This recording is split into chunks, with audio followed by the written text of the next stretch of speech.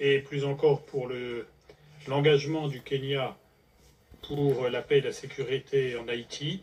Je donne maintenant la parole à Madame Pascale Solage, cofondatrice et coordonnatrice générale de Neges Mawon. Merci, Monsieur le Président. Madame, Monsieur, Haïti est bien plus qu'un pays en crise.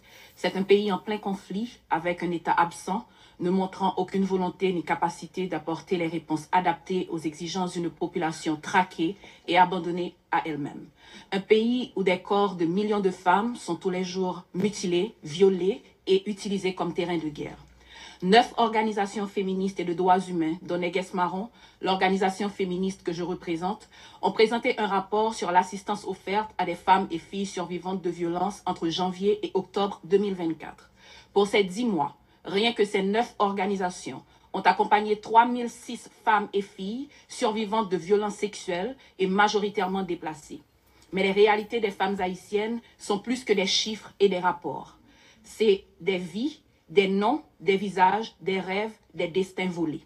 C'est Gerda, jeune fille de 16 ans, vivant à Cité-Soleil, retenue captive et violée par plusieurs hommes pendant 3 jours, qui est tombée enceinte, a contracté le VIH dans un pays où l'avortement est totalement criminalisé. Elle a repris l'école quelques mois plus tard et vient d'achever brillamment ses études secondaires. Françoise, qui a été violée par 6 hommes en présence de ses 3 enfants et de son compagnon, qui lui-même a été ensuite abattu sous leurs yeux à Carrefourfeuille. Nadine, qui, incapable de se remettre d'un viol collectif, a fait une tentative de suicide, a miraculeusement survécu avant de demander de l'aide à notre organisation. Ce sont aussi toutes celles qui ont été réduites à jamais au silence, car sauvagement assassinées, comme Béatrice Cajou, tuée de plusieurs balles au sein même d'un camp où elle s'était réfugiée. Nous avons vu disparaître nos droits à la sécurité, à la santé, au travail, à la justice, au logement et à l'éducation, notre droit à la vie. Les femmes haïtiennes sont les premières impactées par la crise économique alors qu'elles sont à leur seule charge plus de la moitié des familles haïtiennes. Les inégalités donc historiques que nous confrontons en Haïti sont aujourd'hui renforcées par les impacts incommensurables de la crise. Mais les femmes haïtiennes sont loin d'être uniquement des victimes. Nous sommes surtout des actrices actives dans le changement que nous exigeons. Nous sommes sur le terrain, malgré les risques et le manque de ressources. Nous prenons de la place pour dire haut et fort ce que nous vivons et exigeons, car nous refusons que ce que nous endurons continue d'être invisibilisé et que le silence nous soit imposé. Une agentivité indispensable pour résoudre la crise, définie par des principes de l'agenda Femmes, Paix et Sécurité, établi par ce même Conseil, pourtant absent de la majorité des politiques, programmes et discours. Aujourd'hui, dans un non-respect total de la Constitution qui exige un minimum de 30% des femmes dans les espaces de décision, nous sommes largement sous-représentés au sein du Conseil présidentiel de transition, au sein du gouvernement et autres espaces de pouvoir décisifs.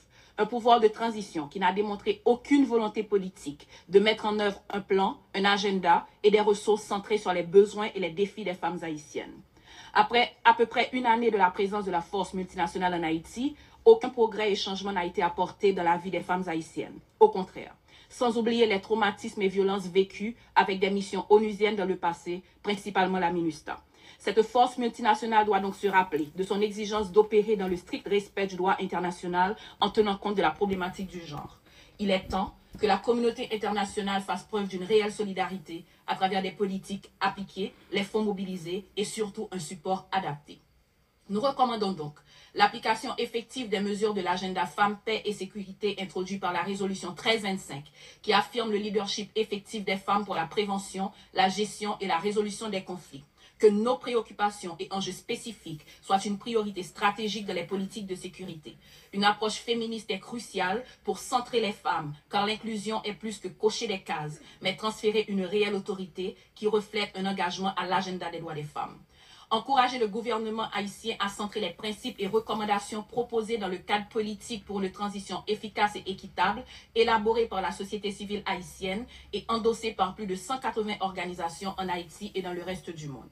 Le Conseil de sécurité doit exiger et imposer des mesures contraignantes pour bloquer le flux d'armes et de munitions qui alimentent les gangs en Haïti, principalement celles venant des États-Unis, continuer avec les sanctions contre les acteurs liés aux gangs armés et impliqués dans la corruption. Encourager le gouvernement haïtien à suivre les recommandations d'organisations de la société civile, dont Neges Marron, qui ont proposé des pôles judiciaires pour poursuivre les crimes sexuels et financiers et mettre en place un organe de justice transitionnelle pour enquêter et poursuivre les crimes de haut niveau en garantissant l'inclusion des femmes survivantes comme témoins, actrices et bénéficiaires de justice et de réparation. Aider le gouvernement haïtien à renforcer les institutions haïtiennes, les unités spécialisées en violence basée sur le genre au sein de la police nationale d'Haïti et faire de même au sein de la force multinationale. Je veux rappeler que le peuple haïtien a la première responsabilité de résoudre la crise et de décider du futur de notre nation. Cependant, un large soutien dont nous avons besoin dépend de la communauté internationale qui doit accompagner les choix et les priorités définies par les Haïtiennes et les Haïtiens, assumer sa part de responsabilité dans la crise et réparer les torts causés à notre nation, comme la restitution par la France à Haïti des fonds de la dette de l'indépendance. Nous avons besoin d'une approche coordonnée, multilatérale, respectueuse de la souveraineté haïtienne pour rétablir l'ordre, renforcer les fondements d'une gouvernance démocratique et assurer une stabilité durable. Merci beaucoup. Je remercie Mme Pascal Solage.